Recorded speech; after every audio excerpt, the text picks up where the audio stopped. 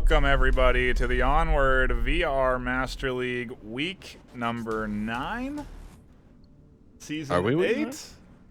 No, it's still week 8. It's still week 8. I do apologize. Season 8, week 8 of the Onward VRML. My name is NightFiree with 2 E's. I am here with my co-caster, Sleepy, with 2 3's. How are you this fine Saturday evening, sir?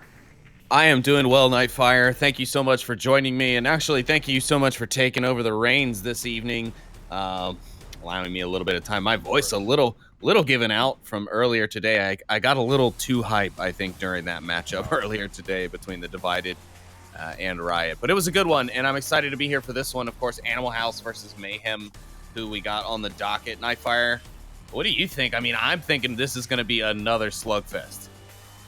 Yeah, it's going to be up to how Animal House perform, I think, in my mind. Mayhem has definitely been a team that's been doing well this season.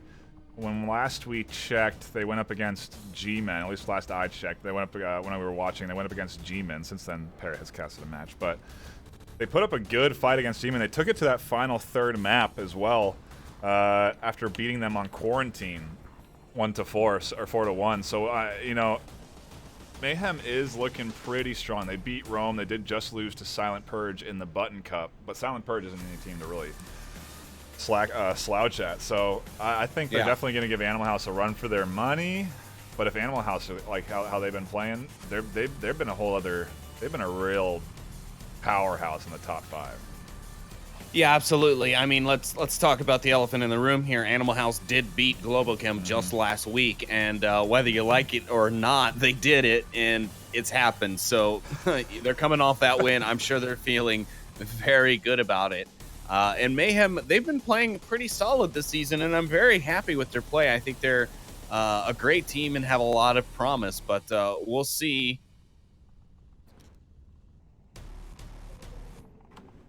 how that works out. Sorry, I just got a message from James Balk of Mayhem. He's just letting me know that POZ will be a reservist for this match, and Mano will be a reservist for them for the first map until Potato, who is held up at work, gets in. So it looks like Mayhem may actually be starting with only 3 rostered members just to get things off the bat here. Pause and Mano as the subs. That is definitely, yeah. Well, we'll see how this series hatches out. That if I'm going to go off the old gut instinct, I'm going to say Animal House definitely has the opportunity to run away, at least with map 1, 4-0, if they're looking good. They are going to start it off on Marsoc, so they do have the challenge set out from the start.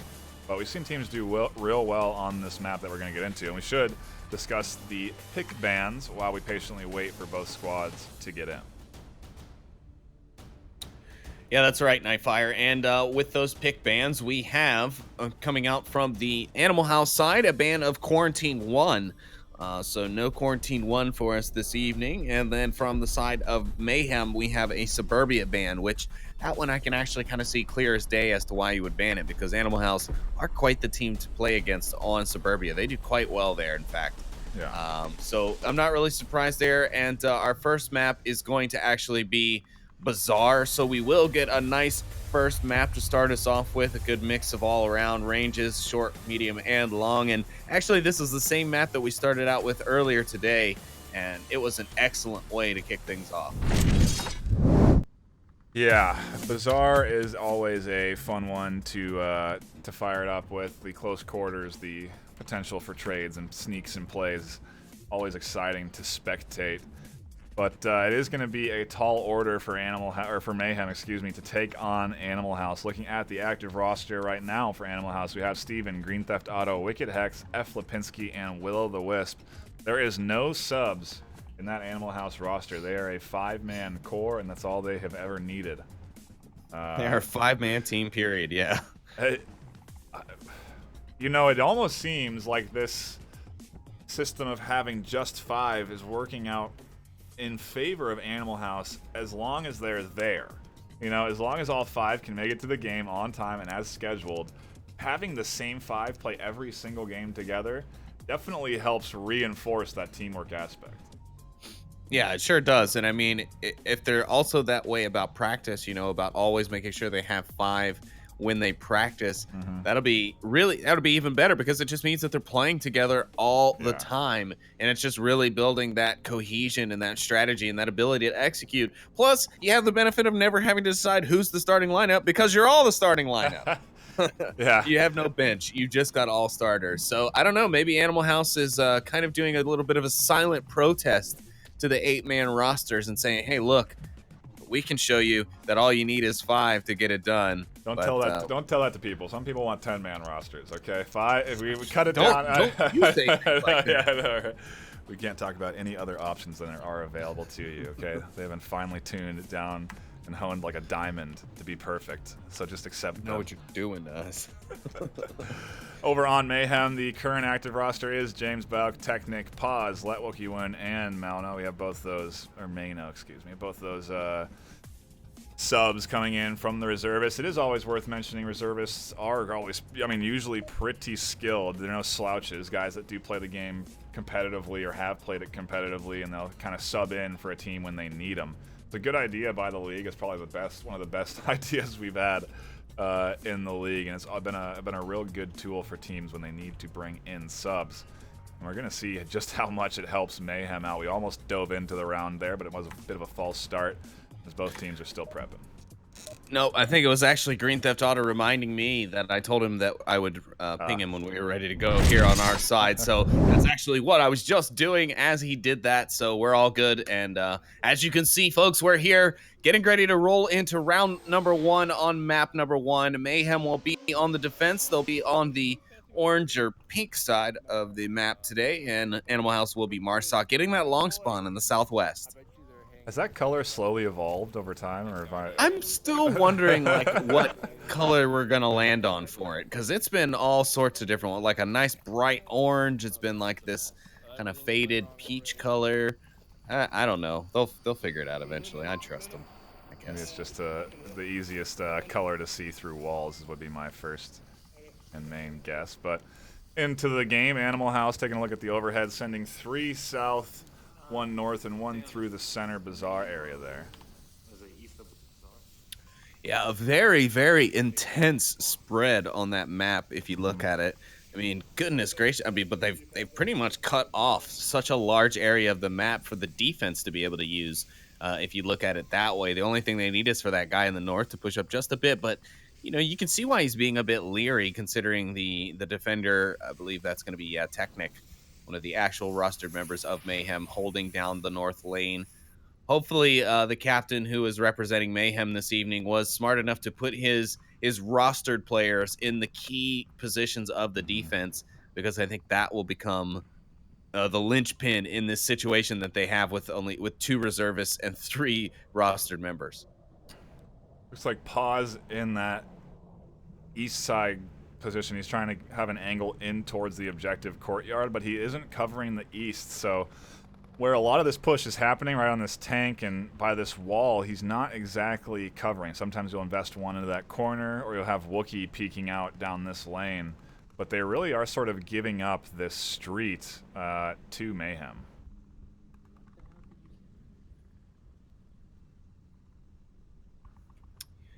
Yeah, pause. I think his main concern right now is defending the objective area, and as long as he doesn't make too much noise, he's not going to really be at any risk to any of the attackers. Though they may catch him off guard if they're not careful, or if he's not careful and they push their way up silently. He could end up on the wrong side of an exchange and end up being taken down just for being at the wrong place at the wrong time and being snuck up on. Oz still not checking window, even after the smoke goes in on this lane. He should hear footsteps from Wicked Hex as he does start to take some shots from across the courtyard. A nice nade!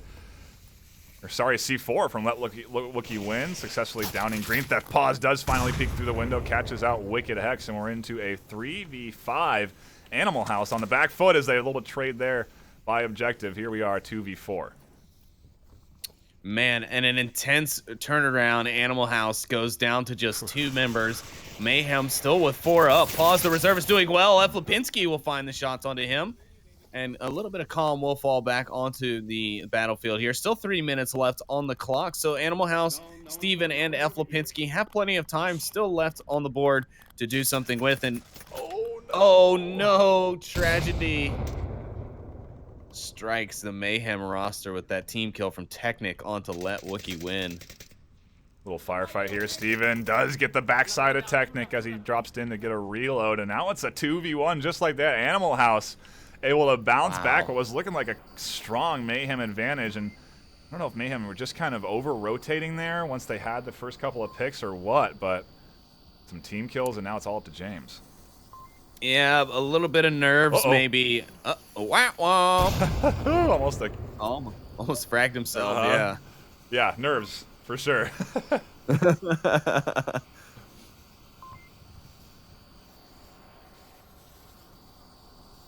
Animal House has done a nice job of turning this around, because I was very surprised to see how fast Mayhem had kind of taken the tide in their favor early on in this map, and then that team kill came out and poof, everything just went downhill from there. A frag goes out from Steven, but it'll go too long.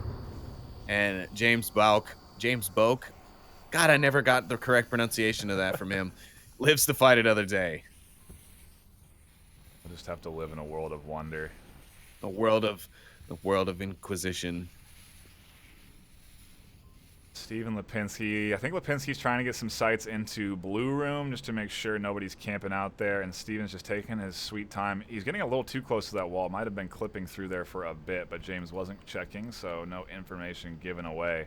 They only have a minute 20 left on the clock to make their move, and no utility. They dumped it all on this lane as they were making their push out here. Yeah, the good thing for Animal House is it looks like Steven's gone with a more silent approach, going prone here. He's going to have to pick up the pace a lot more than that to get to the objective. I know proning can go a little bit faster, but I think he's trying to make sure that he doesn't give away too much information. James spoke desperately. Yeah. Oh, what? Yeah, they're going to start the pinch here. Lipinski's going to rotate around the north. Steven's going to come into the south. James just does peek around the corner, doesn't catch Steven. He stays tucked in. 35 seconds left, so these two are going to have to move. They have to pressure him. Jermaine's boat's going to pop out. He does get the trade, but Animal House with one still on the board take the first point and go up 1-0 on map 1. I think that I just heard a censored Steven there. Oh, did he censor himself? He said abracadabra B, and you know what, dude? I appreciate that out of you, so well done, Steven, to take the round for Animal House. They take the lead 1-0. Definitely a nice run back for Animal House. Mayhem were in a position there they really could have hunkered down and been in a nice 4v2 advantage, tighten up around the courtyard objective, and just sort of wait for them to make their push, wait for them to do what they had to do there, you know, at the end, and have a much better defensive chance. But Animal House with the patience up on that side. I mean, I think approaching from the east is definitely one of the stronger approaches to that objective, especially if you can get control of the east side across from the street.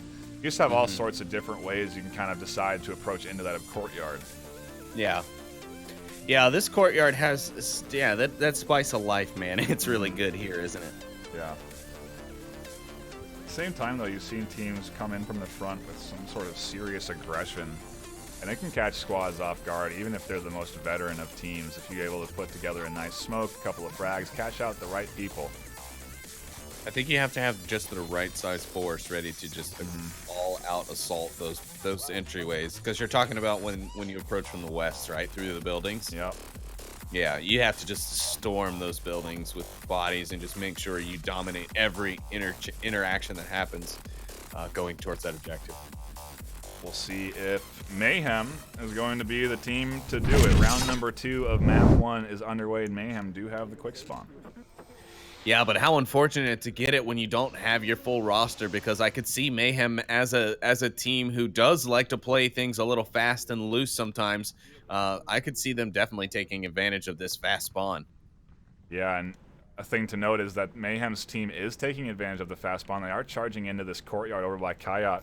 But in the meantime, the reservists have rotated around, and we're going to get an early firefight with Wookiee winning the trade. Great play there by Mayhem. They were ready for the rush.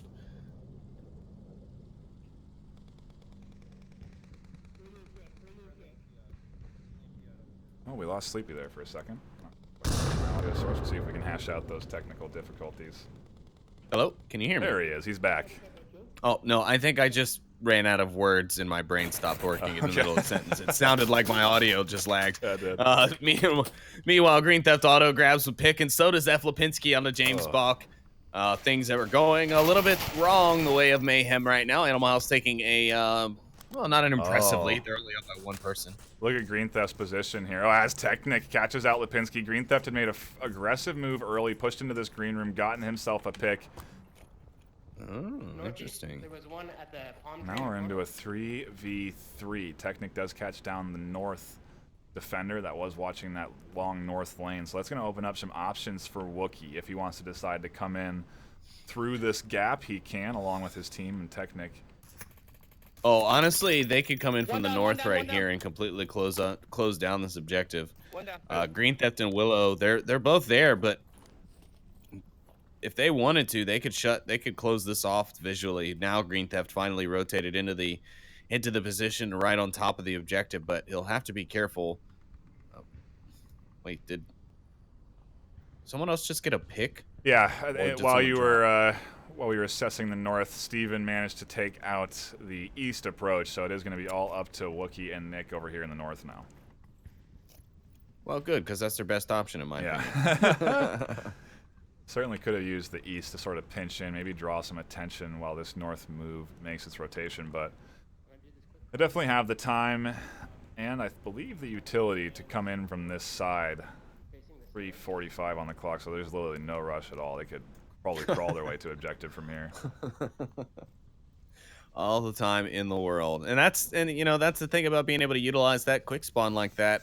It lets you get so much real estate for such little amount of time that you've got all this time to work with, like you can see Technic and Wookiee have here going forward with the rest of this round. There's the utility from Wookiee, so he's now out. And we'll see if Technic does make the move off of the utility, or they're just going to let it sort of peter out there in those lanes. Well, I think they did pick up some utility off of their dead friends, Yeah, so right. I think they might have been using that first and holding on to their own utility for later in the match. Nice shot from Technic, catches Steven trying to get a little peek up over the wall, and now it is down into a 2v2 as you're right, more nades coming in from Wookiee. Looks like he did salvage the utility off of his teammates, and that's 4 total nades coming in from him. So that objective area is thoroughly smoked and loud right now. You're absolutely right. Now they're coming in down the north alley. Let Wookiee's got his eyes trained. He's looking for any options. He's already found Green Theft, but now that's going to prompt Willow to rush out. Here comes the rush, but Let Wookiee's going to find the shots, and Mayhem are going to be able to find their own Marsoc round and tie things up 1-1 here on Bazaar.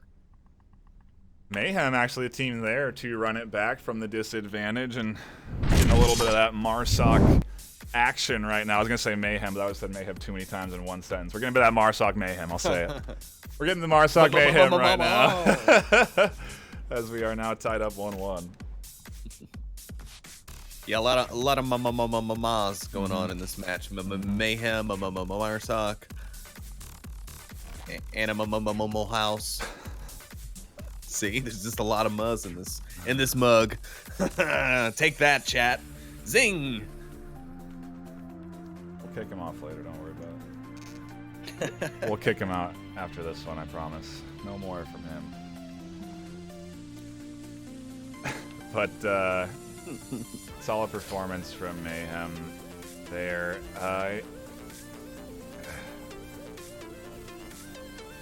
If you're Animal House right now, to lose that round is rough because you are looking right now at your best opportunity to take a commanding map 1. You know, this team does have 2 reservists, and like I was saying earlier, they did put up a good fight against G-Men. So they're a squad that's looking pretty strong right now. Very capable. Yeah, so you want to take what you can get, and if Animal House let Mayhem sort of battle out here and put up a good fight, it may allow Mayhem to, at the very least, have momentum for map 2.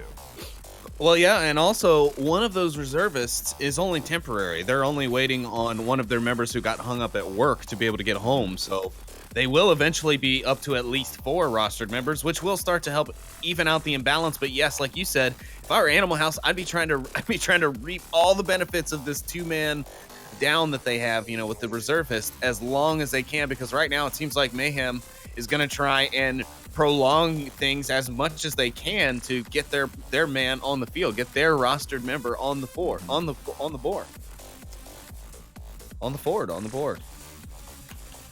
But anyways, we do have a round reset as soon as the next round was started, so nothing to really talk about there in the map. But man, let's talk about some kills right now since we do have the time. NightFiree, Mayhem has Wookiee with 4 with just 1 death.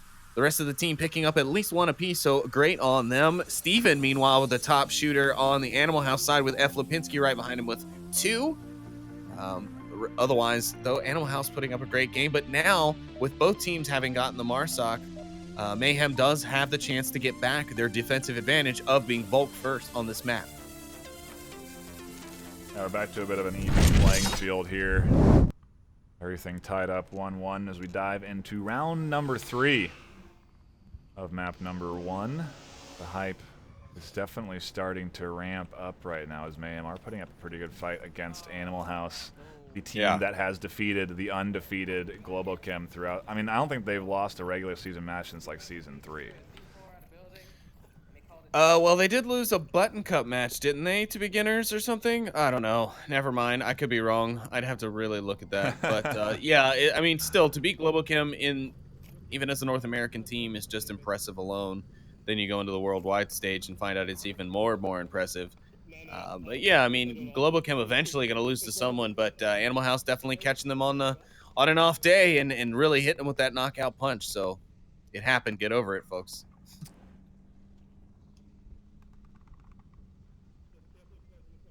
Taking a gander at the defensive positioning from Mayhem. Everyone pretty tucked in. Definitely going to be a close to objective battle if I were to be a betting man.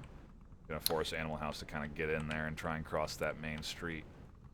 Well, also it only helps them, right? Because then they're again killing time, allowing their man to get closer and closer to his home and closer to that game.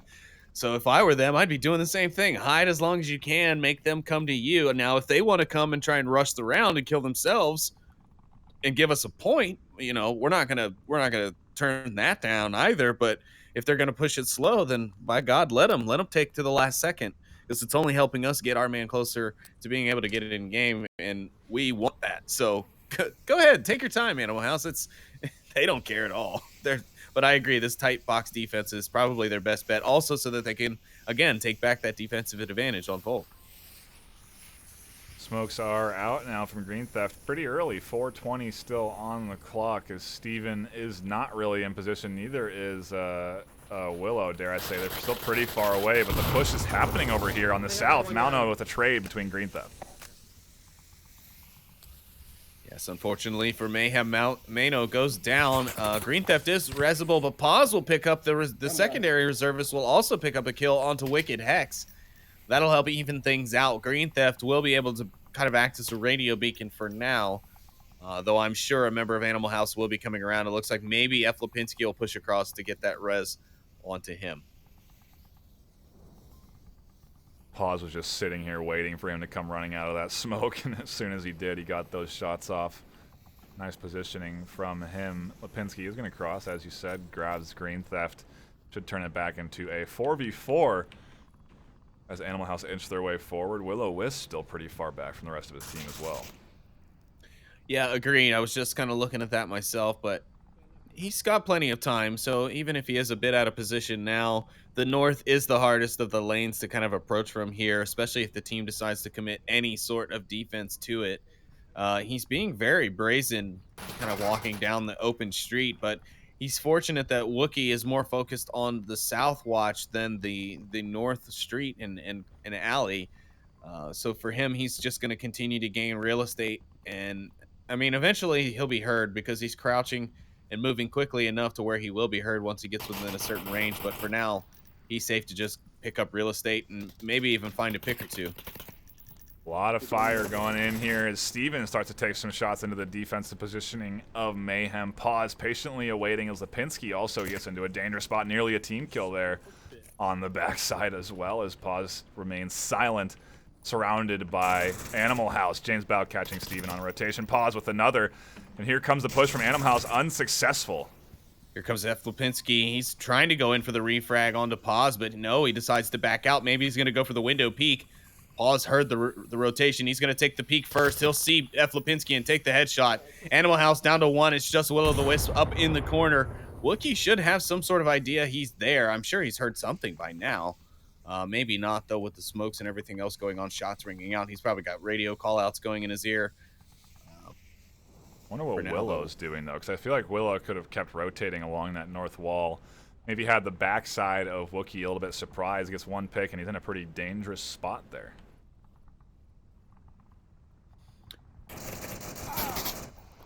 Well, and you said it, he was in a dangerous spot. No more dangerous than that. Yeah. Mayhem claim their Volk round and take the lead back on Bazaar here, 2-1. Wookiee didn't go down, so he's managed to maintain that 4-1. But the reservist Paz coming in for this round 4-2 right now, and I mean, yeah, that reservist pool has some very skilled players in it that just can't sometimes find the time to commit to a specific team. And I mean, in this case, Paz is really doing some work. Yeah, absolutely. To assist Mayhem. Absolutely right. And you know, and there's kind of another example against the argument of like, oh, if I have a reservist, I won't be able to win my match. Well, I mean, here you go. And I don't want to hear anyone saying like, oh, well, these teams aren't like Global Chem and beginners. They're not relying on reserve. Like, oh, okay, well, Animal House beat Global Chem, which again might have been a fluke, might have been, you know, execution. Who cares? And Mayhem has been looking good all season. They've been performing well. You cannot deny that. So obviously, it proves to the fact that reservists don't always make up a loss against a high-skilled team or a high-skilled opponent, because Animal House are also playing well here. They're not playing terribly. Mayhem are just coming out on top. Yeah, I have at the moment, and I'm not saying that's going to continue. Animal House might come back and start swinging it full in their direction. I have had the misfortune of judging a game too early with Animal House. They're a squad that's definitely capable of sort of turning it on, if you will. Oh, yeah.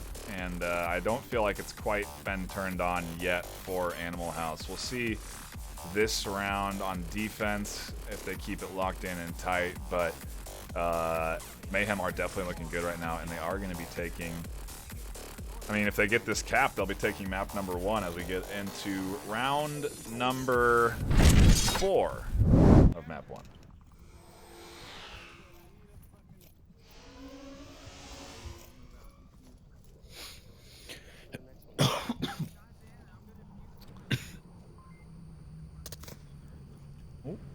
Looks like Steven almost got shot on across there and small mini bazaar there, so they should know that Steven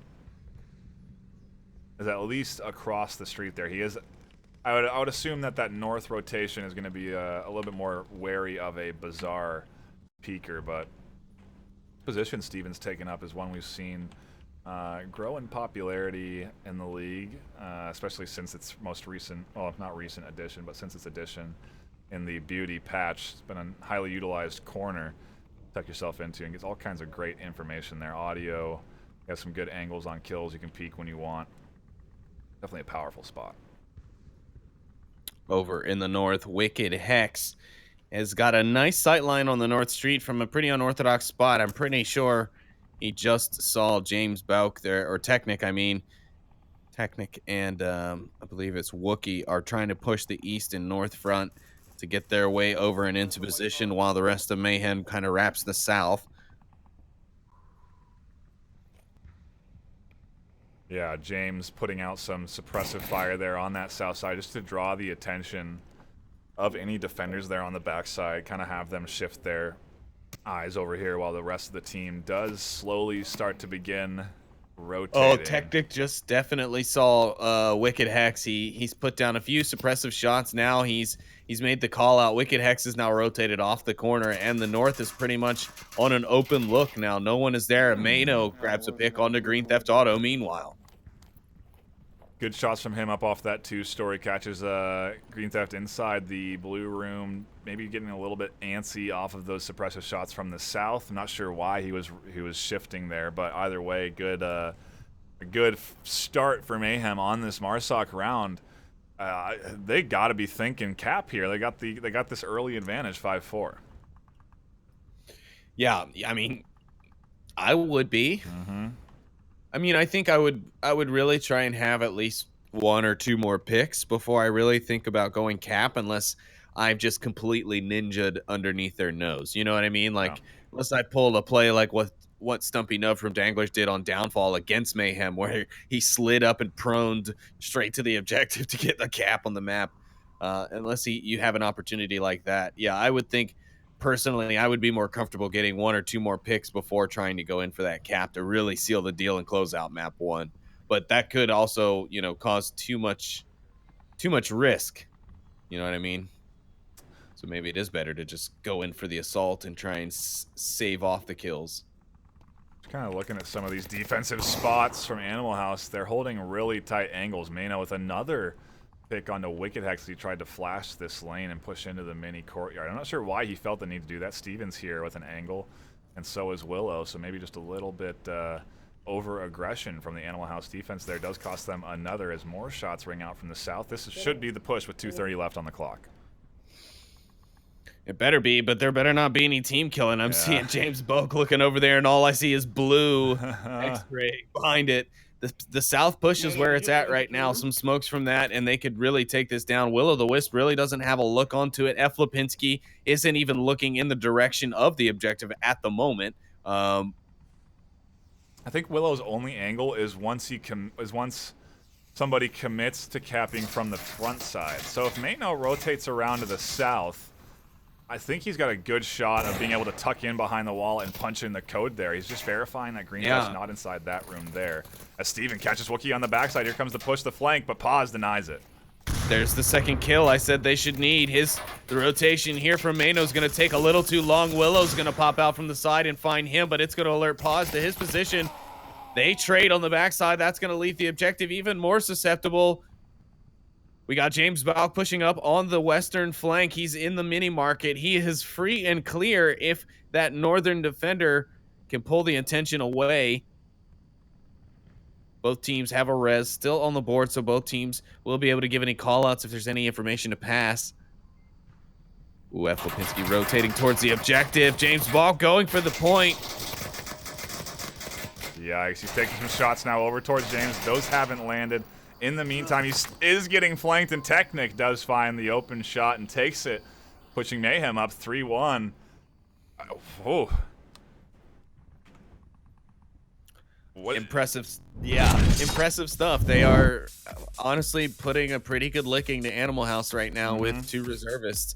And while those reservists are both excellent individual players, and that should be noted because it's not like they did pull from the bottom of the barrel or from someone who's only got about 9 hours in the game. No, they definitely have some solid reservists, and that is definitely helping. But, you know, there's another round against your argument that, reservists don't help teams win. Yeah, because that's exactly what they're doing. I know. It's looking good for Mayhem. It is definitely working out for them right now. Running 2 subs to field that 5-man roster. Pause with his KD now 6-3. Wookie win, still 4-2. I mean, Mayhem, the entirety of Mayhem is contributing. There's no real hard carry going on here. Mayhem are really just beating Animal House.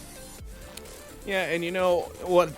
That's the thing I love about Mayhem too, and I really got a sense of that affirmed with Vivian from the Hive's interview with Mayhem this past week, was that they really are quite the team. Like, they really do kind of are very tight-knit, and they are very well thought out. Like, you can tell that they know they have plans of execution. I'm pretty sure they've given Mayno and Paz, you know, the positions of where they would normally have their own guys and tell them, like, this is what we plan on doing at this time, so please try and be in this spot ready to strike here and there. And that's why I think they're able to execute like a normal team, because they're basically just giving those reservists their normal team's duties. You hear the celebratory shots maybe coming out from Mayhem's defense as we dive into... Better be careful with that. round number 5. Map 1.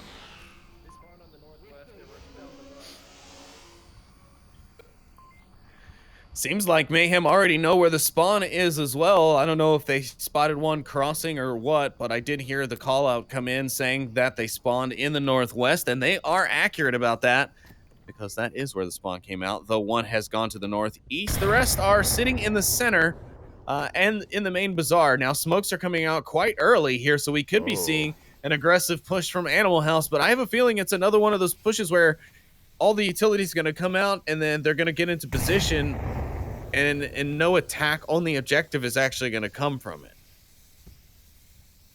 Yeah, I mean, this is 1, 2, 3, 6 or 7 smokes getting used here. Basically all the utility from Animal House. And although you may have assumed it's going to be a slow push, Green Theft is starting to charge forward here. Shots do come in and land on one through the smoke. Green Theft does get stalled by a flash, nicely tossed by James Balk, and here comes another nade. Green rotates just in time. James takes shots. I wonder if he hears the footsteps. He doesn't need to. Mayno catches him up top. Oh gosh, Mayno knows what Green Theft's known for, and that's being a sneaky little Animal House ninja. And he stopped that dead in its tracks, but I was concerned for a moment. F. Lipinski looking for the frag on Wookie. What? Oh, he's gonna pre-fire too much. Wookie's gonna get him on the refrag. Wow, James catches Steven, and in a flash, Animal House dropped down to Willow the Wisp into a 1v5. Mayhem probably going to take map 1 4-1. Have I counted the eggs too soon? I don't think so in this situation, but you know, anything could happen.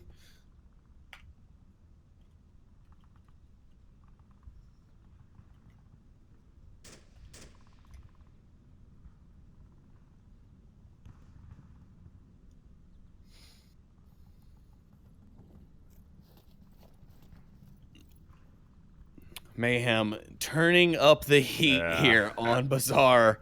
And this was Animal House's pick. Am I correct? They were home? Yeah, I'm pretty sure they were. Yes, Animal House was home. So this was their map choice. They did start on Marsoc, so confirming all that the signs picked. of all the signs pointing to that they were the choosers of said map, and it is not going their way, unfortunately. No, it's not at all. This is you know, I think we covered it plenty. Animal House beat Globo, and I think maybe that has gotten a bit to their heads as Mayhem confirm the final kill onto the backside of Will-O-Wisp and take the first map against Animal House 4-1. And in only about 40 minutes, actually probably about 30 minutes, to be honest, because with our intro and the rest of the talk, 30-minute map 1. And Bazaar at that, wow. Yeah, that really was Animal House being a bit overwhelmed, honestly. I mean, pretty consistently on the back foot. The one round they won, they were in a disadvantage 4-2. You know, going into that, so almost the entire time of this map they were on their back foot. Now they get to go into their map choice, which is going to be surprisingly, I don't know, maybe not surprisingly, as we have talked, Animal House is good at this map, Downfall for map number 2. Yeah, I can't say that I'm really surprised to see this map get pulled out, but I mean, it is Mayhem, so if we see that continued execution level from them as we did in the first map, even using reservists, then I think they'll do okay here. But Animal House is no slouch on this map either. They do okay when it comes to execution on Downfall as well. Yeah, no subs seemingly coming in from Mayhem right now. I mean, if they didn't kill enough time on the first map. Well, that's true. That is true. They're gonna win the game before their teammate gets home. They're gonna be like, "Oh, sorry, you didn't get home in time. The series is over. We're done." Like, sorry. No, I'm sure things will start to change up just a little bit. But yeah, they have not killed enough time yet for their homie to get in. Yeah, it does seem to be the case. No roster swaps, obviously, from Animal House either. That's not. They'd have to also bring in a reservist then if they wanted to do that, because or clone someone. Well, you know what? I'm sure they'd like. I'm sure Steven would like that. Steven would love that. I don't know that they would. that his team would love it. Yeah, well, his team would probably be fine with it. Everyone else might decide to hire a murderer. No, I love Steven, though. He's fun. Two Stevens is one too many. Yeah, 2 Stevens is too much, though. I love 1 Steven, 2 Stevens I can't handle. Let's just go Stevens all the way down. 2 Stevens on the cast, a full squad of Stevens. Now, a 2 Steven cast would be, I gotta admit, that would be pretty entertaining. Like, it would be very loud. I'll tell you what. Oh, yeah, you would not be able to wear headphones. It would be an open air audio environment only. Matter of fact, we recommend you playing it on like a projector in an arena amphitheater. or something. Yeah. Sort of large space that can handle loud volumes, large quantities of audio. It does look like round 1 of map 2 has begun. Splish splash, we're taking a bath, diving into round 1 of map 2. That's it, NightFiree. Nice and clean through the top. We get a 10 out of 10 on that dive as we hit round 1, and Paw's gonna start shooting off as he spots the spawn. And yeah, Animal House gonna be ducking low and moving slow for now. Does give away that spawn of Mayhem to Animal House, so you do see the aggressive rotation coming from Green Theft. He was thinking about going a little bit higher up the hill, but maybe got called off by his squad as he ducks back into a bit more of a defensive spot, a little less aggressive.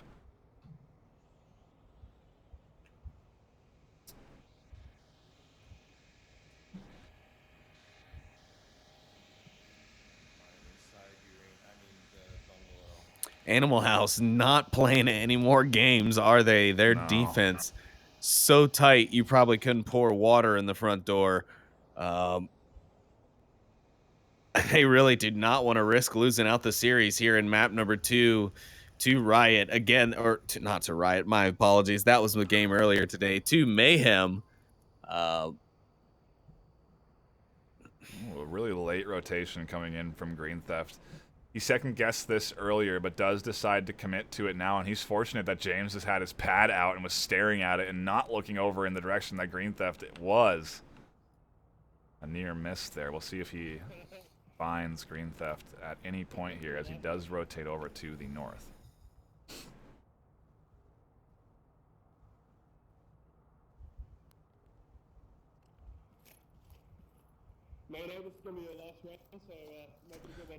We are just dropping into the action. This is the second map of the day. First one going to Mayhem, as well as a lot of other action going on other channels. WookieWin grabs himself a pick onto Steven early. Pause shooting some shots out as well. But some other matches over on Master League 2 and Master League 3. If you want to go catch those, they are live now. Absolutely. And that pick from Mayhem onto Steven, that's going to be a big one. Now, Steven obviously still giving call-outs. He's going to definitely be giving his team as much information as he can. But that's a big pick on the Animal House side. Steven is quite the playmaker at times. So being able to take him out early, and with him being so open, it's really not going to allow for Animal House to get the res. So you've basically taken Steven out of the game already. Some interesting utility getting tossed out in the center of the map. Unsure how effective that's going to be. Maybe just to make Wookie a little bit safer as he does push out here. He's going to also hand walk this smoke.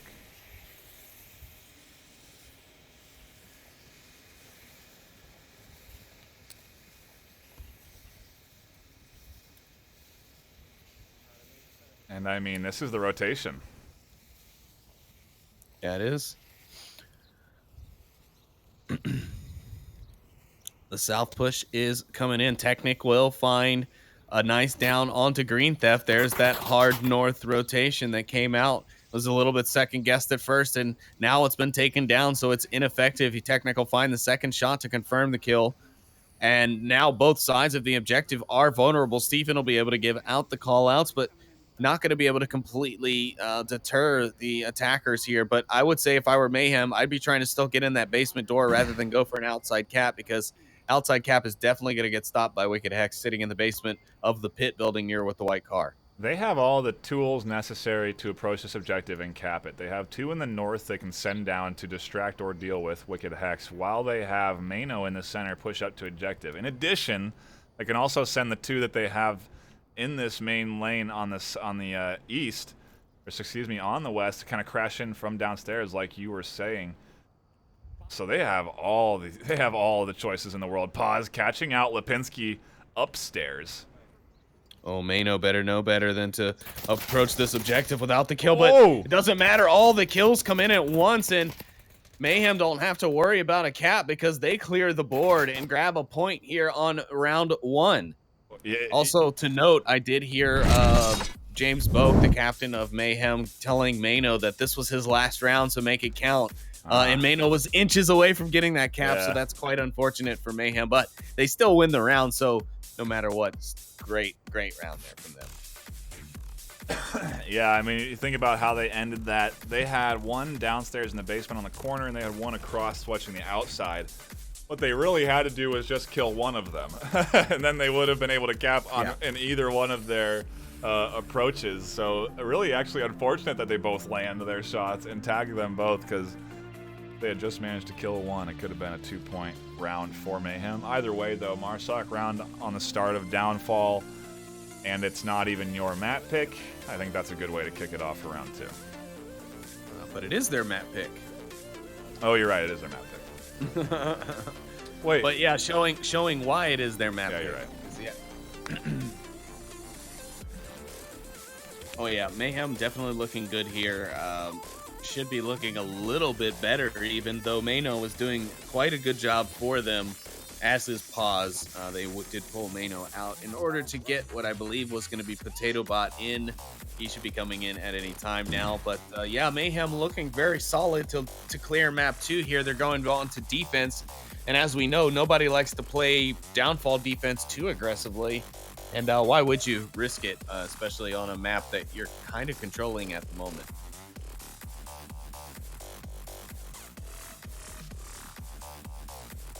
Still waiting on the 5th from Mayhem.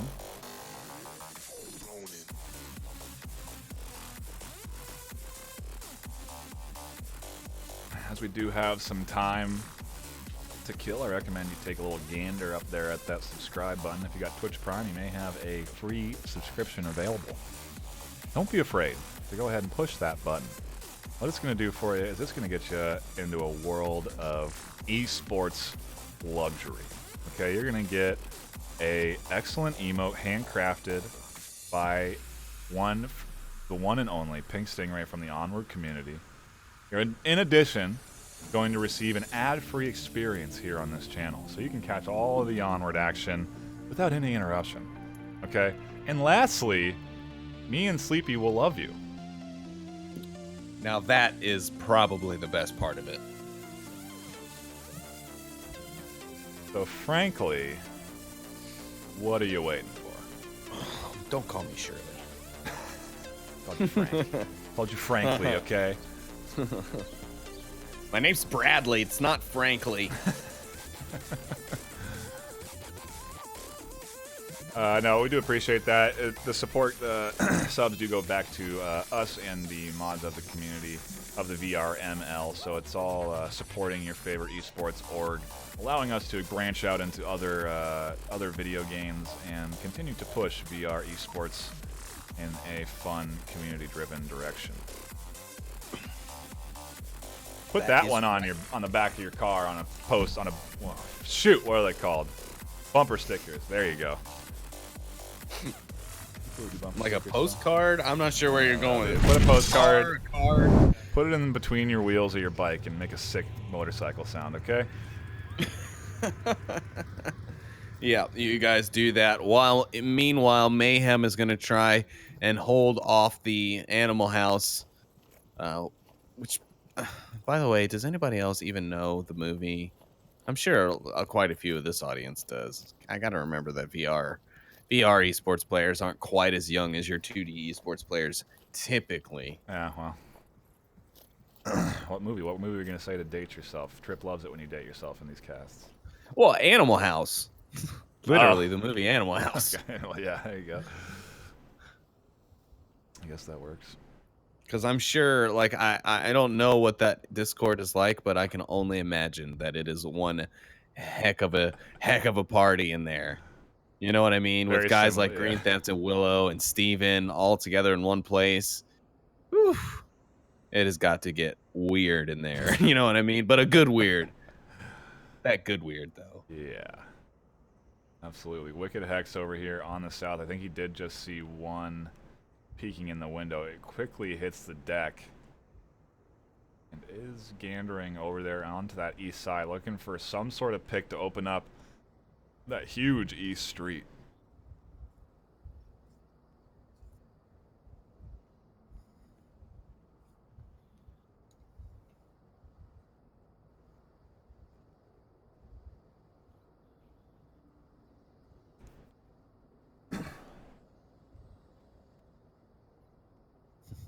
So someone in the chat asks, so with reservists doing so well, when your roster shows up, do you actually sub them out or do you keep going with them?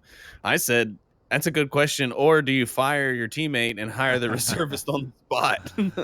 I'm sure a lot of teams would love to hire a couple of those reservists that are available in that reservist pool.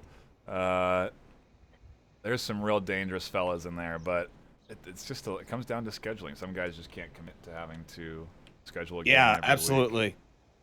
Yep, I know that is actually quite often the most common reason for our people being a reservist is simply they cannot commit to a team, especially to a team that wants to be dedicated to trying to win and climb to the top because that takes a lot of work. Like a lot of people think like, oh, this doesn't like, oh, anybody could just go to the top and beat GloboCam. Like, oh, we could do it at any point if we tried. Like, oh, okay, well, prove it.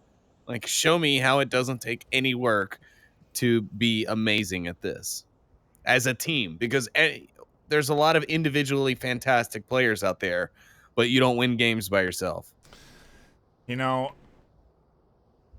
that has been said a lot, and I absolutely agree. I just wish we would see some teams lean all of their assets into one player, putting him into all the best positions, trying to get him with all of these picks and set him up into a position for success. Because oftentimes, like at the start of Bazaar, you'll see one player 4-1, 4-0, have a bunch of kills, and be a real key impact into the game, allowing you to win rounds sometimes. So I realize that's really extremely hard to do in this sort of game because, like you say, that teamwork aspect's a big thing into it. But well, I mean, essentially, it's kind of like in basketball where you have a point guard, right? Like you always want to try and put him in the best position on the court to make a shot, because typically your point guards are your best shooters from just about any point on the board, right? They can get in close, they can take the long threes, they can do all of that.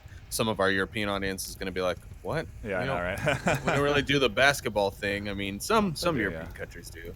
But anyways, it's kind of like having a point guard. And yeah, you could definitely do that. I mean, that's kind of like what Pants is on GloboCam. He's kind of their point guard. Or if he's not there and Toast is there, or sometimes, depending on the play, Toast is their point guard. But there's always seeming to be a point guard in GloboCam's play, but they make it work. And I don't know if they just try and make themselves more available to support, or if that point guard is just that good at getting into position. I think you had a bit of a backdoor attempt there coming in from Animal House. They couldn't quite get through the smokes and the tight defensive setup of Mayhem. They're now into a 4v5. Steven, probably the next one to try and approach objective. As I say, that Wicked Hex getting real quick on this east side. Yeah, he really is.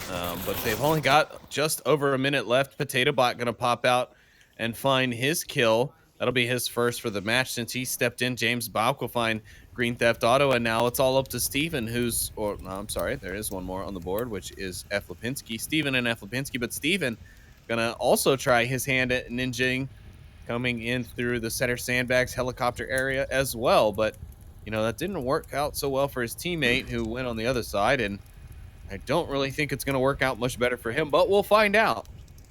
He has a little bit of a berm here to deny Wookiee vision through the window. So in theory, this seems to be one of the better sides to approach from, because all he has to deal with is James and Technic, and he's got a potential cap opportunity on his hands as long as he stays away from Wookiee, but he can't. Nades go off from C4, and Wookiee catches the shots.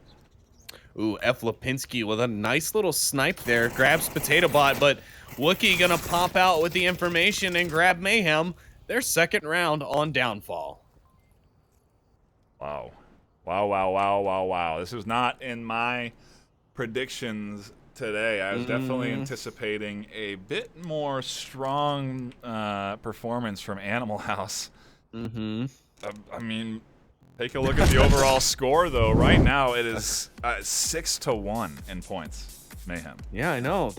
Ever since Mayhem scored, they have been unstoppable, bro. And with reservists, now they've got 4 guys of their own in. He's doing his part, pulling his weight already, coming in cold, off of work. Bruh, I'm telling you, man, Mayhem is my team to watch right now. Like, they are my new Blaze. When it was Blaze doing this a couple of seasons ago, I was this hyped for them. Now I'm kind of this hyped for Mayhem because they're just, I don't know, man, they're doing it. Docket Man says, bumper stickers, world. FT-dub. Love it.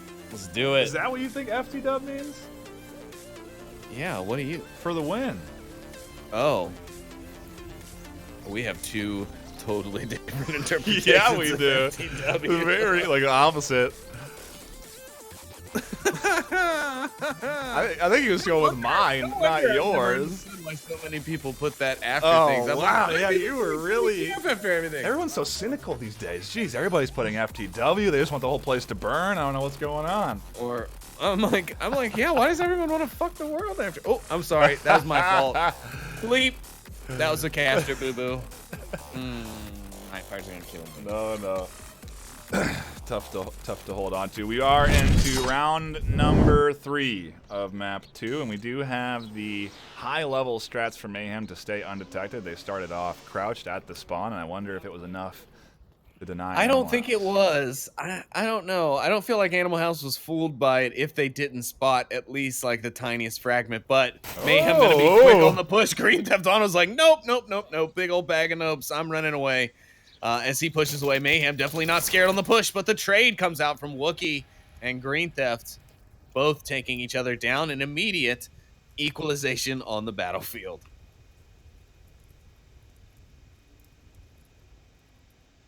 PotatoBot does manage to make it into the center 3 story. We'll see what he does from there. The rest of his team, a bit more on the back foot, starting to rotate around towards the west.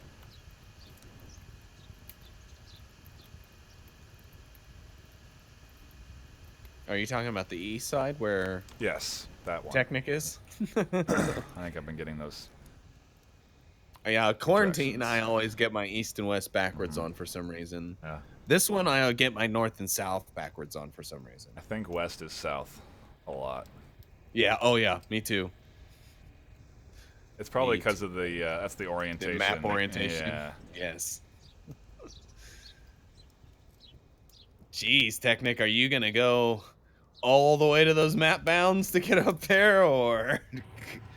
Wow, yeah. He is really committed to that route, and the rest of Mayhem is very committed to holding their position while they wait on him to get there.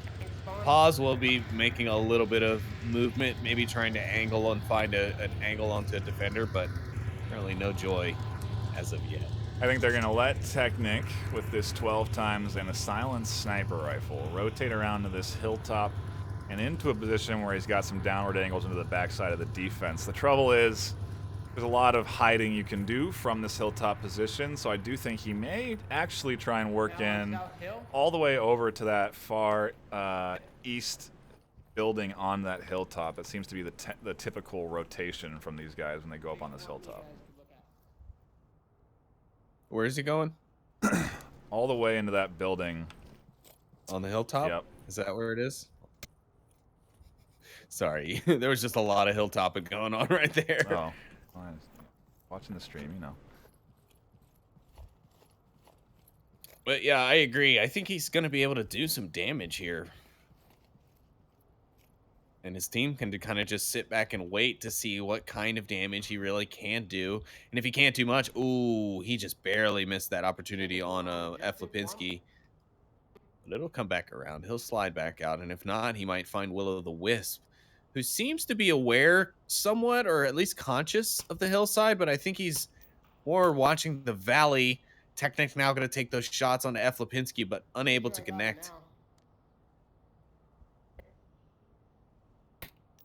Ooh, does find Didn't a wicked miss that X. Yeah, good shots. They're not headshots, though, so the res and potential information being radioed in and relayed into that Animal House squad.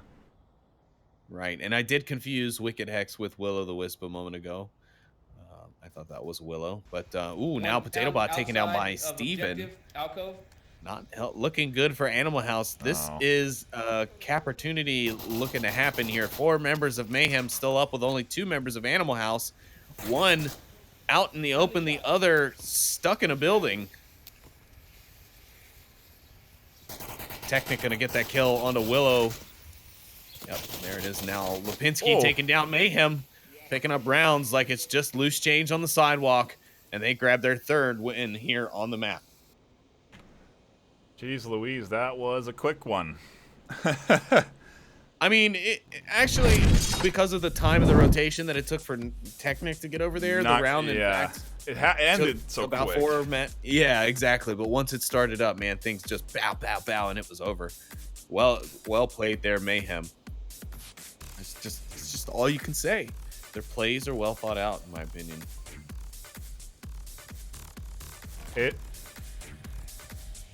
I just don't know what's the read on Animal House right now and how they can play such different styles of game. You know, it just doesn't seem like the Animal House that I've been spectating lately, and maybe it is a credit to Mayhem and how they are doing quite well on this series today, but yeah, well, I mean, they're definitely some great guys and some great players, so you can't take that away from them. But Animal House, coming off a big win last week, maybe they just came in with too big a heads, thinking that Mayhem would be a lot easier than they are. Not that they thought that it was just going to be a win, but just that they thought it might be a little bit easier than it has been.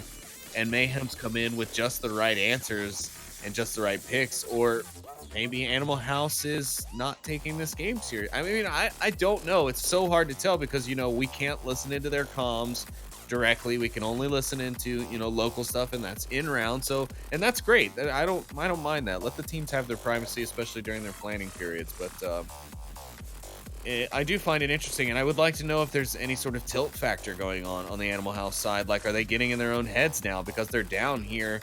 It's match point right now. Technically, Mayhem sitting on a golden egg to take the series with this next round. As we go into round 4 of map 3, Mayhem trying map 2. We might not need a map 3 if this round goes the way the rest have since the first point they've scored. Wookiee does get into that 3-story real early, but I don't think they were aware of the spawn here on this corner from Animal House at all. I think they managed to duck any sort of vision from Mayhem here, so Animal House may have the element of surprise right now. It is very possible. Wookiee will probably be trying to keep his ear out as best he can. Well, the shots are coming out there from Willow or from Green Theft Auto, so Wookiee's ears have perked up now. He's calling in Han Solo and rounding up the Millennium Falcon as we speak.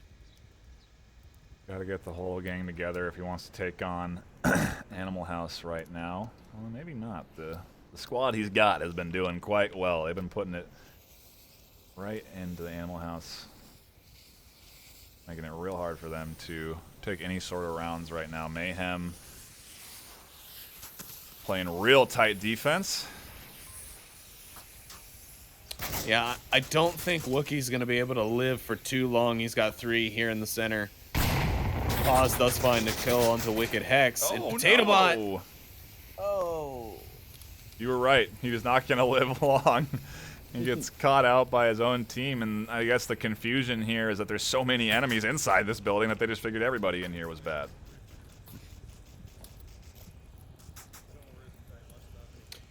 Still not over yet. Mayhem only 1 down, so that loss, even as tragic as it is, not completely stopping Mayhem from still being able to take this one. Animal House going to have to get creative. This is a very open approach for them. They're going to have to definitely try and pick James Balk out of that room, and that's going to be a difficult task as long as he doesn't make himself a super easy target. Potato Bot goes down to F. Lipinski, however, and if I were Mayhem, I might try and rotate Technic down off that hillside now. Yeah, you got to make sure you got eyes on objective. I guess having him there isn't a bad idea to watch the backside. There may be concerns still about a flank.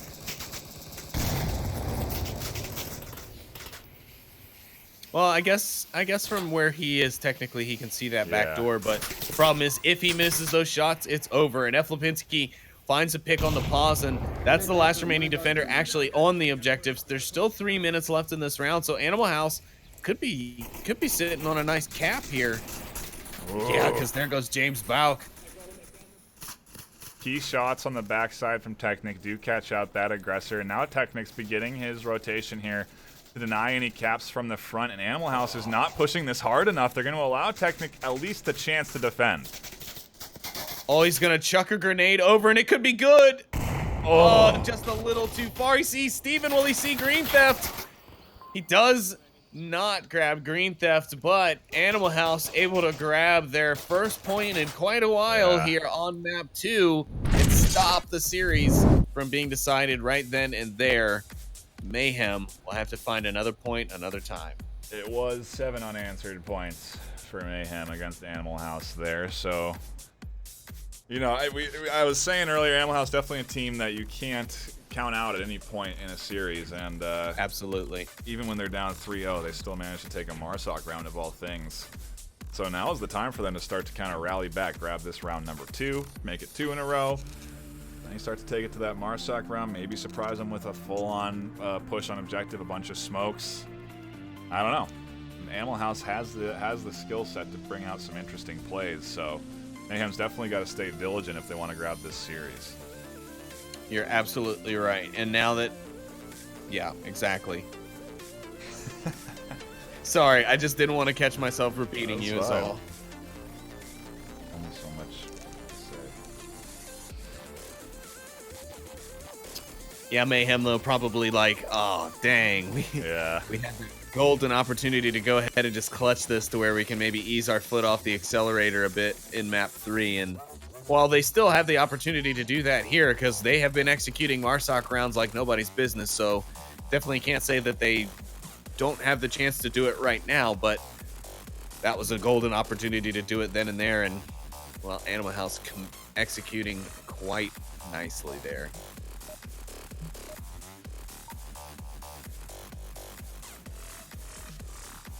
As you may have seen, and as you may have noticed already, there's a lot of Onward action on all the channels right now. Show no. Multi-stream was linked by Viv. Big shout out to her for that. So if you do want to kind of watch all of the action at one time, you definitely can do it. It's kind of like the ultimate esports way of watching. That's right. And for those of you out there who are in the VRML community or in the Onward community who have the opportunity to go to OC6, don't forget to come by and say hi to me and NightFiree and Vivian, who will all be there hanging out and doing things at OC6. So please feel free to get with us during that. And already, PotatoBot getting a pick onto one member of Animal. He's already gotten 2. This thing's, oh man, telling you, Mayhem. Man, I don't know that I've seen someone perform this well on Downfall since, like, except for like beginners and. Well, they are doing well today. Now in this 5v3, they still have to push the objective, which is where the remaining defense is at, all on that objective room. Wouldn't it be some stuff if Mayhem came back and got a cap here because they were like, hey, we didn't want you to get that defensive round. Like, now we're going to get a cap instead. Yeah, that would be... I mean, even if they win this round and take the map 4-1, it's two dominating maps back to back. Yep. That's true. And then there's still a whole nother map, which who knows how that will go, though it will go back to Animal House's selection, so they have an opportunity to kind of pull it back in their direction and salvage some MMR, salvage some points here in the spread. We'll just have to see, because Mayhem have been playing solid even when they were playing with only 3 of their 5 rostered members. Well, 3 of their 8 total roster, but 3 of their 5 starters. Looks like Mayhem's going to make sure they have everything in place before they begin push on objective. They're going to send one all the way up to the hilltop. Wookiee here going to take control of the north hill. While you see that one rotating way on the south.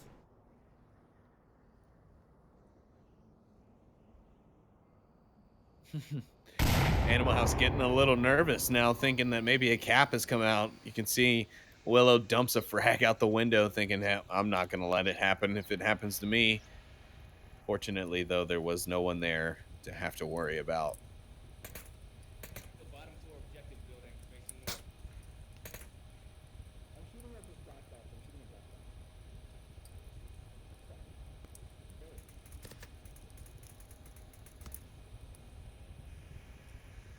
Mayhem getting into some dangerously close position. James Bauk inching his way here, does get a shot onto Steven, and down he goes, a nice headshot. Now it's a 5v2, and James charges objective one more, still inside. Willow managed to deny him that potential cap. Lipinski's not in a great spot either. No, he's really not. I think Technic may be able to find him soon. No, he's going to be able to find Willow soon, and that's going to open this up for that cap that we talked about. Willow taken down by Technic. That Mark 17 plays no games. Will Animal House be able to rush it? No, I think F. Lipinski's going to rush out into Technic's line of sight, and if he stays in the backside of that room, that's definitely a shot from Technic. Objective building, basement.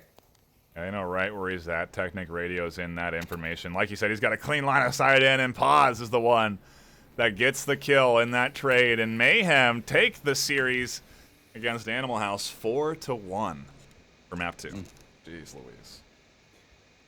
Definitely not how I thought this match was going to go, NightFiree. I was really expecting 7 rounds every map, like we today between the two teams, the Divided and Riot. But you know, I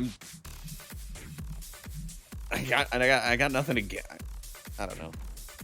There's a reason why, I guess, is all I can say.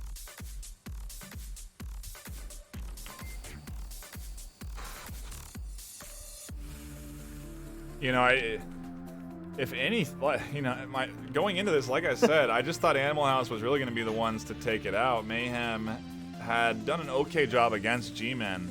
They managed to win one map against them, but G-Men did beat them in the other 2 maps pretty strongly. So, you know, I was thinking, okay, maybe they just kind of had a fluke map against G-Men. They did well there.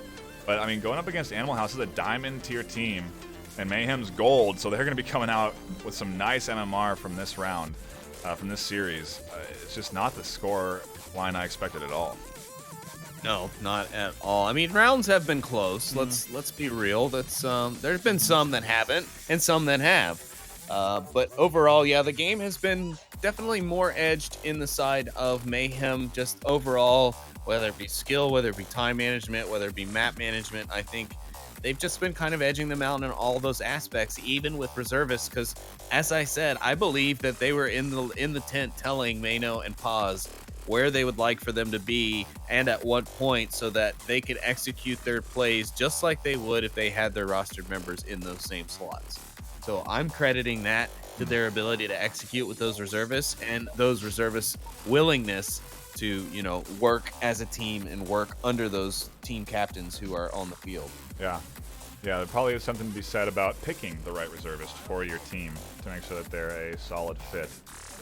Definitely seems to be the case today. They did make the right choice with Pause, as Mayhem's looking real great. And we'll hop into round 1 of map 3 to see how great they're doing on the close quarters stuff.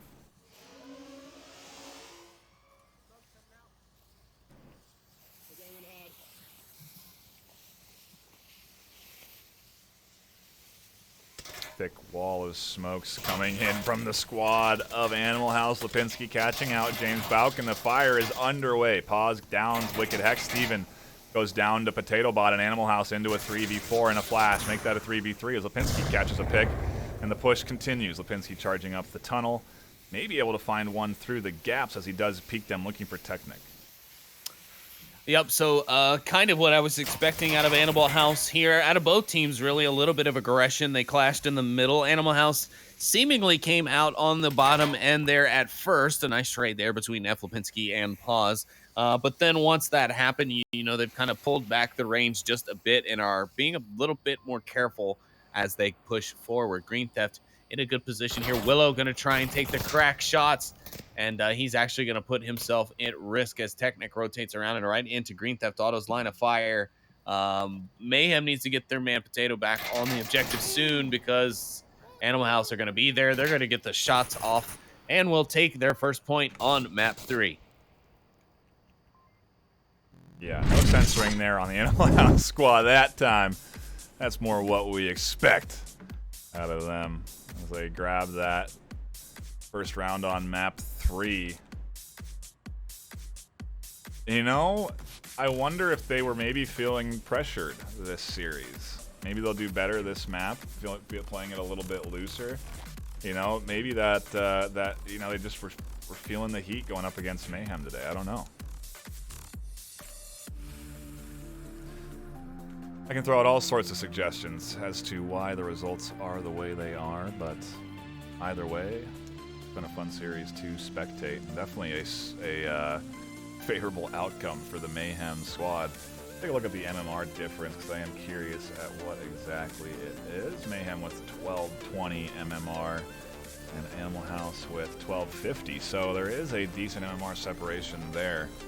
Nice chance for Mayhem to continue their climb up the ladder. Yeah, agreed. Absolutely, NightFiree.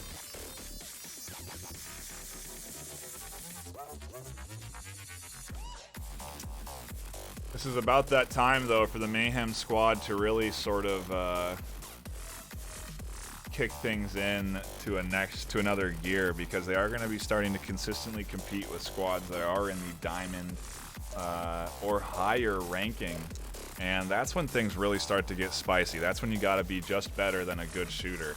You have to be a good squad with good strats. So yeah, absolutely. I mean, this map, I'm really interested to see if Mayhem will be able to use the same aggression that Animal House was trying just a moment ago, and see if they're able to connect better, if the luck is just kind of falling with them, in a sense. Like, even if we were to just let the chips fall and see who's the more lucky one, I'm interested. So we'll see here as Mayhem do push a little bit aggressive into the center, but not overly. Pause finds one onto Steven almost right away. Then another trade comes out, and Animal House loses another, but so does Mayhem. Into a 4v3. The smokes are thick and in decent positions. Pause could push right up into that center crate at objective as a trade goes down between Lipinski and Bauk. And nade comes up and over. Oh, almost good. Almost catches two, but Willow is there, and he is rezzing Lipinski.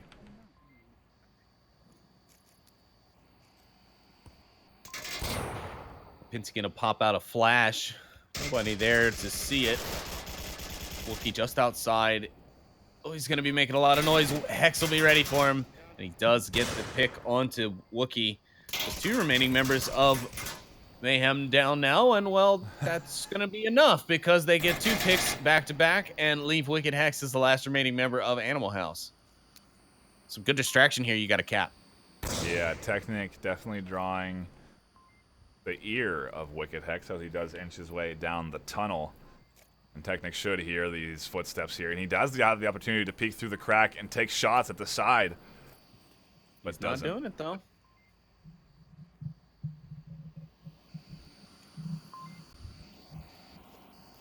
Oh, Hex is gonna make himself a very irresistible target here, especially for Mayhem, who haven't picked up a point on the map yet. But then again, they've already secured the series. They can technically afford to just let this map go. Though it's in their best interest, of course, to continue to try and push for as many points as possible. Oh, that distraction's the perfect timing for Technic to really kind of get in there. Will he capitalize on it? The Wicked Hex is running. He's going to run right at Pause and force it, but this could be too much. He could be too far away, but no. Technic will take the shots at an irresistible, juicy target. Mayhem grab the points and tie things up here on map 3. It is always hard to resist the open back of an enemy, even if you've got a cap on your mind.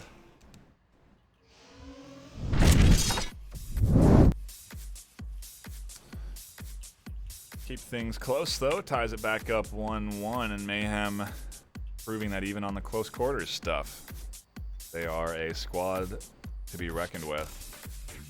I guess you could have determined that after their win on Bazaar, but... Oh, yeah, for sure. And I kind of figured they would be able to kind of take their foot off the gas, but at the same time, they realize, you know, points matter. Yeah. Yeah.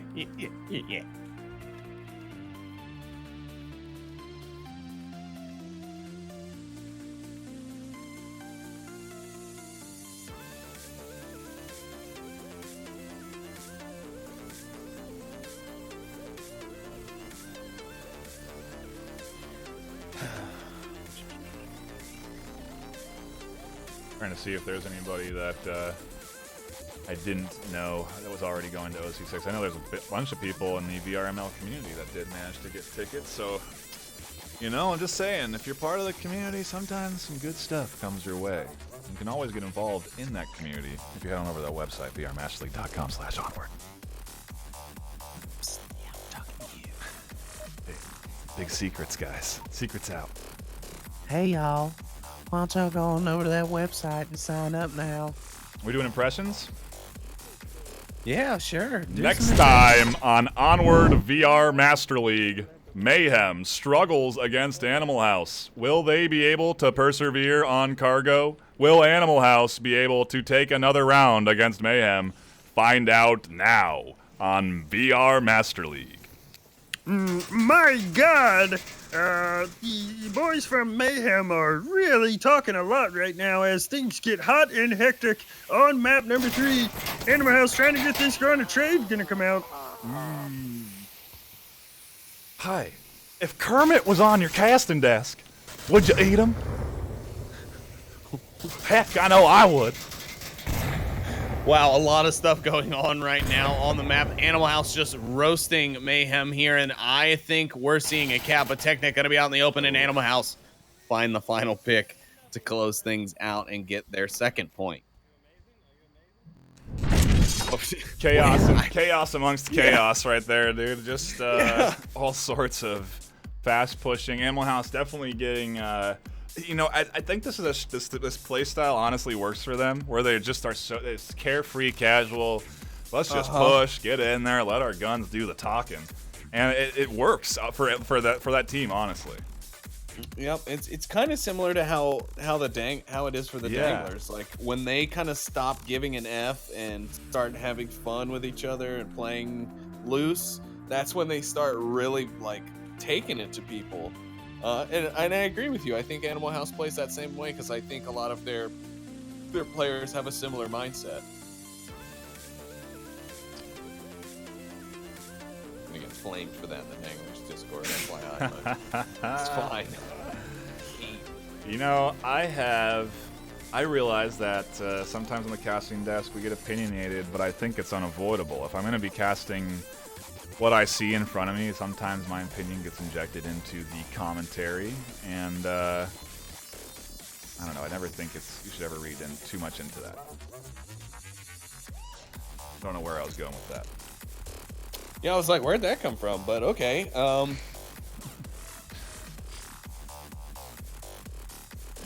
But no, Animal House, I don't know, finally waking up. Or this map just better suited for them, maybe because Suburbia was banned.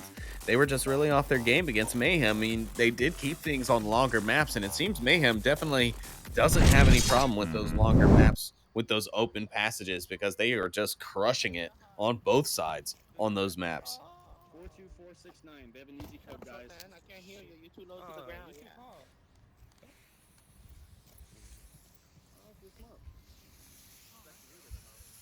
Round number 4 of map number 3 as the spree fire comes in from Mayhem.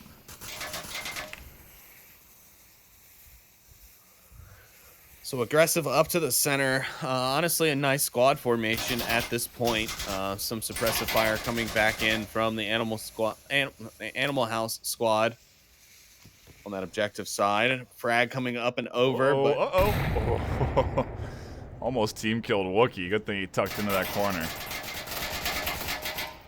Oof. Green Theft Auto will get snagged by Potato Bot and confirmed. That'll start to dwindle away the defense. Mayhem could be trying to get into that cap game here on map 3, but it's a risk you got to take sometimes. Potato Bot making sure that Green Theft Auto is dead. Now the grenade coming out, it could be too far. Had the potential to be good there, but yeah, it was a bit too far. Here comes the push around the corner from Technic, drawing the attention of Steven and Wicked. And Nade almost gets far enough to catch Steven on the back, but doesn't. I think Wookie and Willow might be about to have at each other. Do they have an angle at each other? Maybe not. No, Willow's on the other side of that crate. Maybe yeah. Wookie can see the feet of Willow. Well, he might. Oof.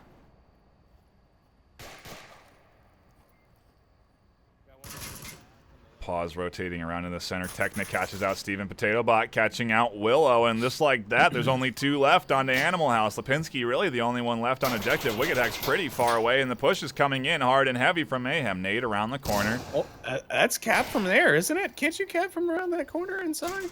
I think you have to be a little bit closer, as now it is They all wanna up get to rid F. of Lipinski. James Bauk does try to go around the corner and cap. Lipinski charges through the smoke, catches out Wookie, doesn't catch out Wookie. Wookie catches out Lipinski and keeps it tied 2-2.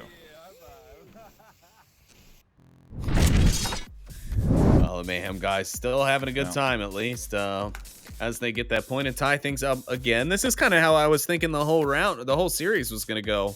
It sucks we had to wait until map 3 to get this, but again, Animal House has still played a strong game. Mayhem has just had answers for everything. Oof, duh.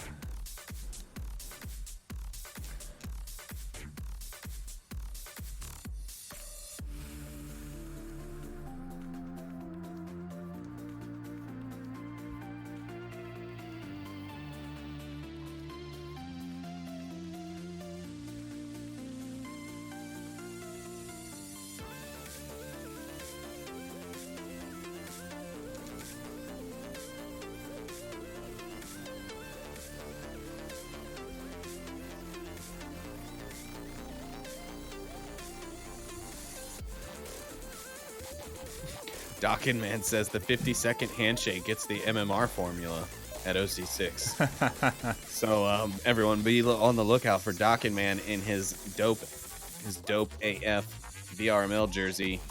Be that 50-second person to give him the handshake and get that MMR formula.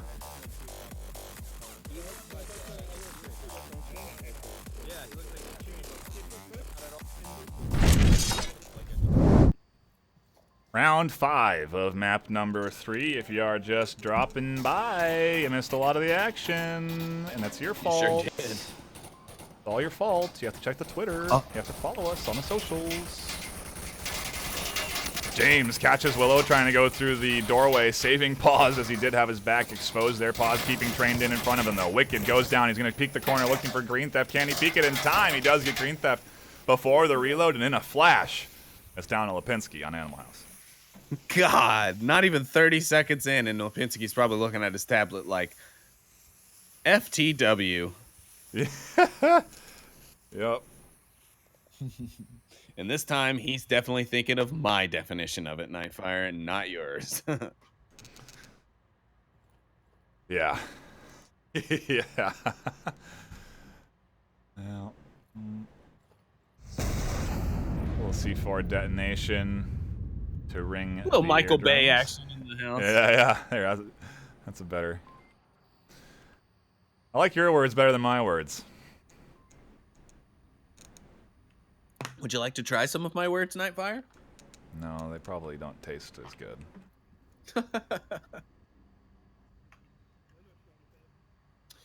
Apparently, I need to be demoted to Master League 3. I agree. I agree, There's a though. lot that's been going on this cast worthy of demotion. There's a lot of offensives. Maybe we'll create a Master League 4 for you. A Master League 4. Can I just have the 8, and just get it out of the way? Get the true Ocho? Yeah, you're right.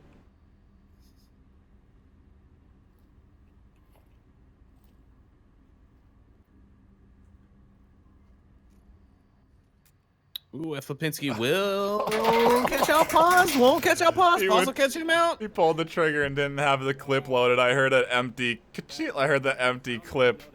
Oh no! I tried to pull the trigger. And Heard that didn't. firing pin clicking. Just tick tick. Shit.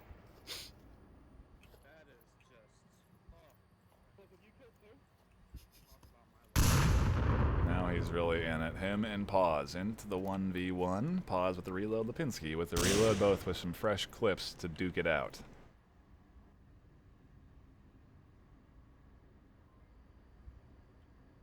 Well, Lipinski's got plenty of time to work with here. It's definitely not going to put him in any sort of rush. But for members of Mayhem, it's going to be a tough ask, especially when they see him on his crosses.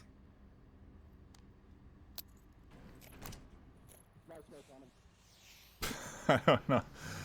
Pause just using the utility to use it. Tosses a smoke. Yeah, I was kind of questioning that the purpose of that smoke as well.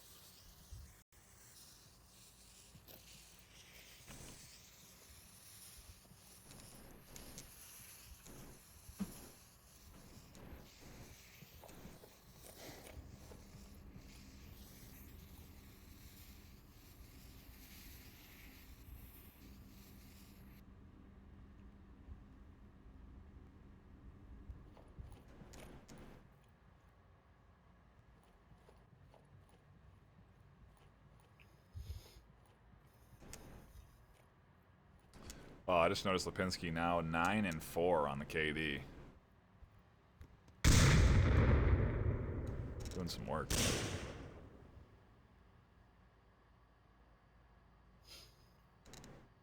Yeah, sure enough. Well, I mean, this is what, the third time he's been the last one left alive. You know, when life hands you lemons, when life hands you clutches. Put up the clutch emote. Put up that clutch emote. Throw up them clutches, bro. Brus and bruettes.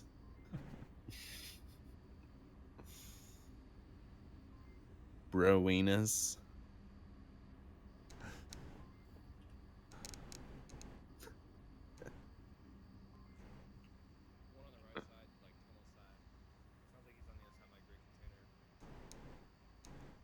Wookie giving some call outs as to F. Lipinski's location.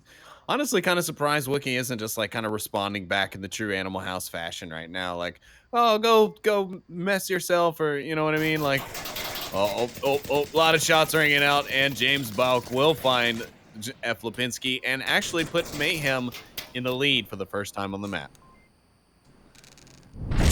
I mean, despite them winning both maps 4-1, I definitely thought Animal House have a bit better chance here on Cargo, but Mayhem still proving that even on a tight quarters map like this, where the action does get chaotic and hectic, they are a competitor. They can also throw out the hectic, chaotic pushes, and they're able to defend from them. Sure, absolutely. Absolutely. And, well, now here we are again. Mayhem looking to close out another map win here in the series. Animal House going to have to win this one to stay alive, and then they're going to have to convert on Marsoc. So I hope they're ready to bring that heat. I think they need Willow to just, like, I don't know what it is, but I feel like when Willow gets aggressive on Cargo, Animal House usually wrecks people. And I don't feel like I've been seeing Willow get as aggressive, or if I have, maybe Mayhem's just been too ready for it. I know he did get picked pretty early on in a couple of rounds there, but when I see him get aggressive, it usually ends up working out quite well for Animal House. We'll see if this is the final round of the series, or if AH can hold on and push it to a round 7. Get into 6, round number 3. 6.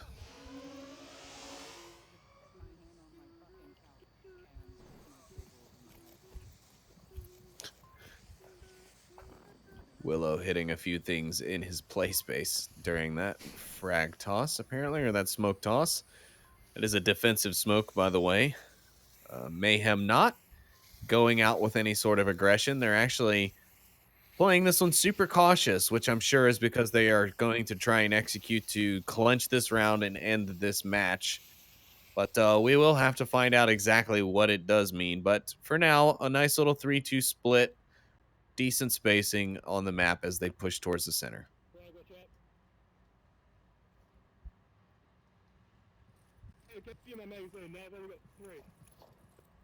Huh? Heh.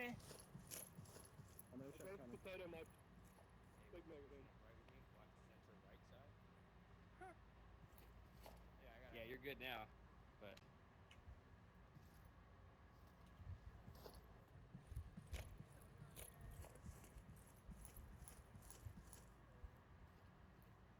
Alright, you got smoke? Yep. I hit it with my gun.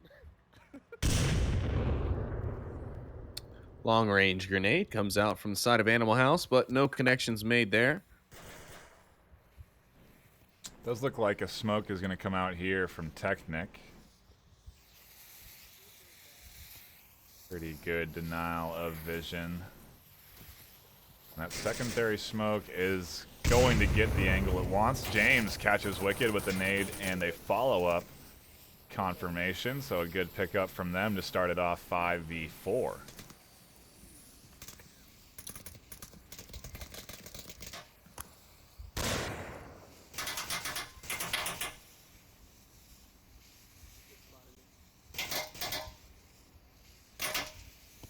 Smokes are coming out from Mayhem. They are looking to settle this once and for all. Will-O-The-Wisp going to go for the peek onto maybe Paz's position, but he's not going to be able to find it in time. Paz will have rotated out. Now the whole Mayhem squad kind of bunched up in the center here. They better be careful because this could mean one frag takes him down if Lipinski finds one on Paz. I just don't know how much utility is really left for either side at this point. We've seen a lot of smokes, a lot of nades get tossed out. Very limited on the side of Mayhem, I would say. And on the side of Animal House, there might be a few bits and bobs up their sleeve still. Steven will find a nice headshot onto Technic, though, and they're not really going to need their utility at this point. No, I flash there. I think they're looking at an opportunity to push this to a final round 7 as Lipinski grabs himself another pick, peeking the corner there. James can't find the clean kill onto Green Theft, does get the trade, and it leaves it all up to Potato Bot into a 1v3. Yep, tough position to be put in here. It is a clutch if you do. If not, you're going to the next round where you will be sitting on defense. So it'll be, I guess, more in your favor. Cargo's one of those maps where I don't really give Volk the inherent advantage on the map, but you know, some crazy things will happen, and Marsoc can really pull off some interesting stuff here. We've seen a lot of 1vx's go down on this map. We've seen a lot of aces happen on this map. So really anything is possible here, especially with the 2 minutes left that he has to go, 30 feet to realistically be able to attack the objective. And with the right angle, he could actually sneak up on it and probably get the cap without F. Lipinski really being able to see it. I mean, it's a very exact spot, and it is right out in the open, which I think Will-O-The-Wisp might be able to visually see but not shoot. But it's there.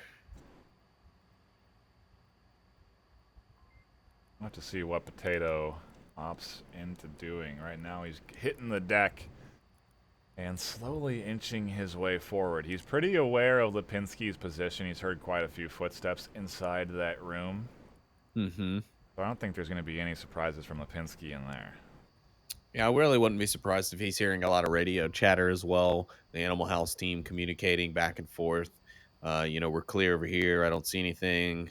Oh, I think I might have just heard something. You know what I mean? So they're probably communicating a bit and giving away their position just a bit more, but that's theirs to do with. It's their round. They do have the man advantage, and just a minute left. Potato Bot's got a lot of time, or a lot to do still in what's now dwindling and very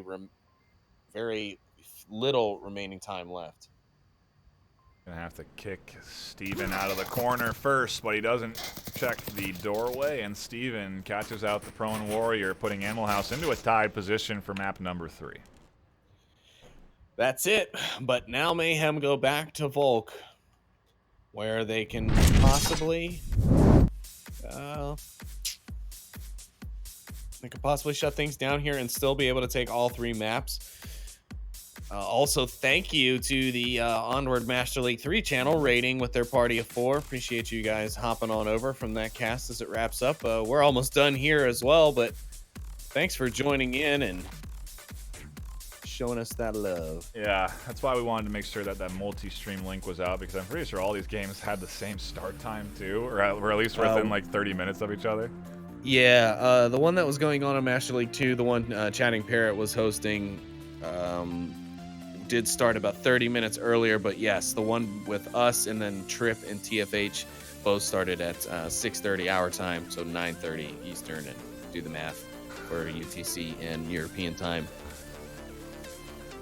Well, I mean, it's just there's so many different layers in European time. I can at least do East Coast, West Coast for the U.S. and people in Central and Mountain can do their own time conversions. We should just make a universal Onward time that everybody is on. Well, technically Zulu time is universal time. That's what UTC stands for. Universal time. Whatever. Oh, that. Anyways. I still have to convert that.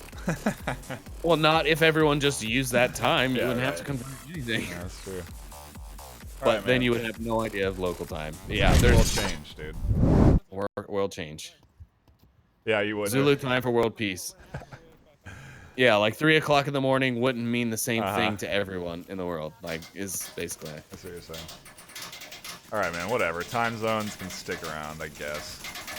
For now. We'll see if Mayhem can stick around and grab map number 3. They have caught down Willow already as he's tried to make his way through some doors. And pause here, looking for an opportunity to grab a couple of more picks.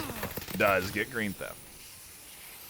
An excellent start on the side of Mayhem. They're looking good to go ahead and grab all 3 of their maps, but Animal House aren't going to go out like that. They are going to go down swinging, trying to get this last one. And from the looks of it, this attack is trying to push hard for that cap. I think they want to try and get as many points. If they can take the map, I think they want to try and get a 5-0 point here. Wicked X finds a nice pick onto James Balkan. Honestly, he might could have rotated off that and been okay. F. Pentakill find Potato Bot on his rotation. An Animal House now in striking distance with striking advantage. Not anymore, though, as Technic traps Steven. The other one's by you. Good call-outs, too, notifying him of the next one's location as he does cross over into the fire of Let Wookie win. Wicked Hex catches out Technic, brings it down into a 1v1 to final round out the series. Couldn't make it any closer. Wookie's still giving call-outs. I'm not sure if he's even aware that his teammates have been all taken down. It's just him and Wicked. This is now anybody's round. What was a Mayhem win and advantage? They had 2-man advantage early on in the round, has now become a sheer crapshoot. He does come in. Wicked Hex tucks himself back to avoid it.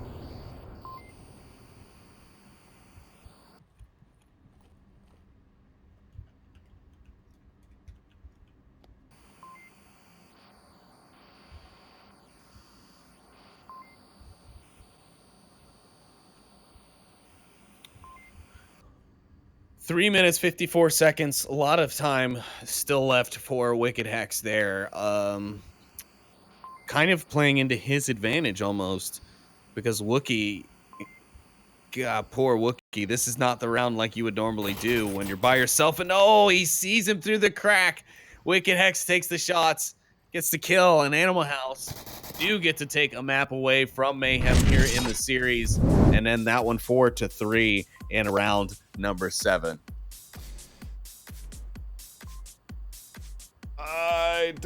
I think, well, a fun series, that's for sure. Absolutely. My thoughts looking at it, I just feel Animal House didn't play their typical Animal House strategy those first 2 maps. We saw a little bit more of the cool, relaxed Animal House squad come into effect onto Cargo on that final map.